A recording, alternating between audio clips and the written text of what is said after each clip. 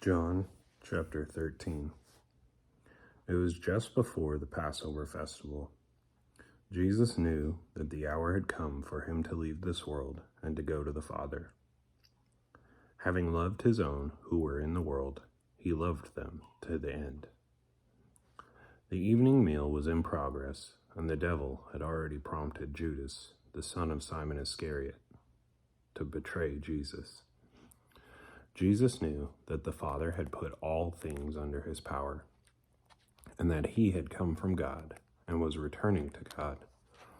So he got up from the meal, took off his outer clothing, and wrapped a towel around his waist.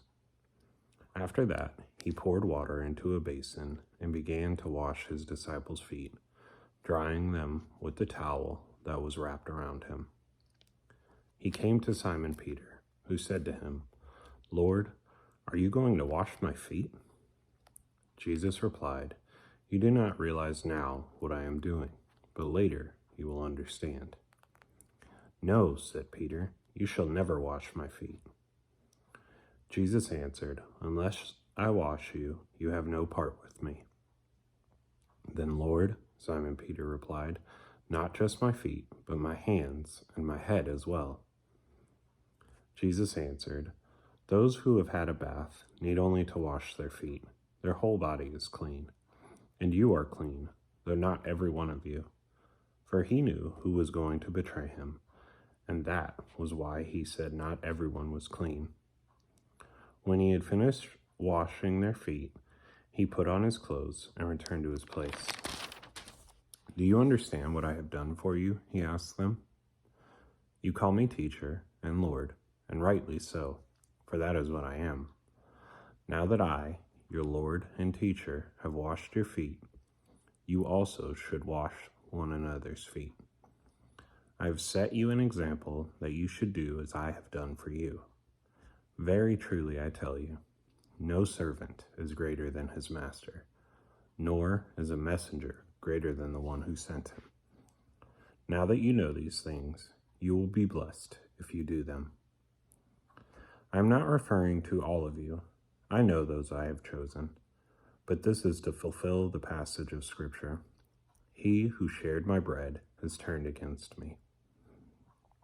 I am telling you now before it happens, so that when it does happen, you will believe that I am who I am. Very truly I tell you, whoever accepts anyone I send accepts me, and whoever accepts me accepts the one who sent me." After he had said this, Jesus was troubled in spirit and testified, "Very truly I tell you, one of you is going to betray me." His disciples stared at one another, at a loss to know which of them he meant.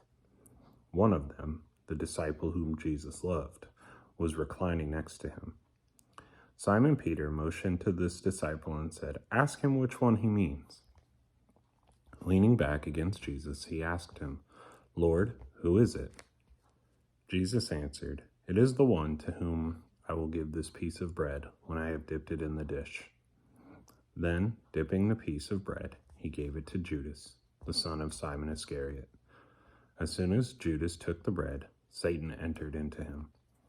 So Jesus told him, "What you are about to do, do quickly." But no one at the meal understood why Jesus said this to him.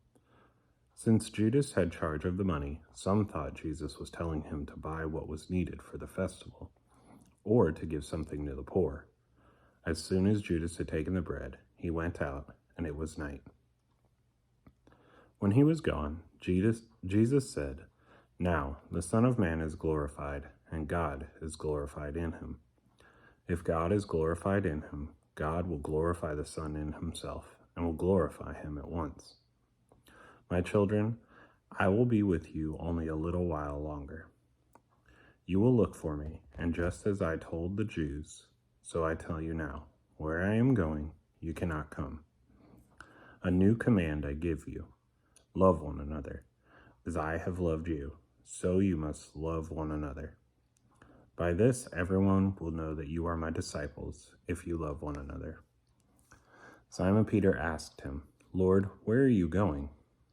Jesus replied, "Where I am going, you cannot follow now, but you will follow later." Peter asked, "Lord, why can't I follow you now? I will lay down my life for you." Then Jesus answered, "Will you really lay down your life for me? Very truly I tell you, before the rooster crows, you will disown me 3 times."